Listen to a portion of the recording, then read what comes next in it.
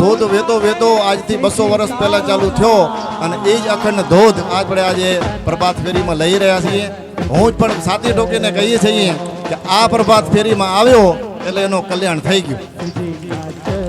એને કાંઈ પછી કરવાનું બાકી રહેતું નથી. તમામે તમામ આગળ જતા એવા નિયમે કોઈને આપી દેજો કે ભાઈ તારું કાંઈ કામ ન થતું હોય 5 પ્રભાત ફેરી કરી આવો, બધા તમારા કામ સર્વ મનોરથ પૂર્ણ કરશે.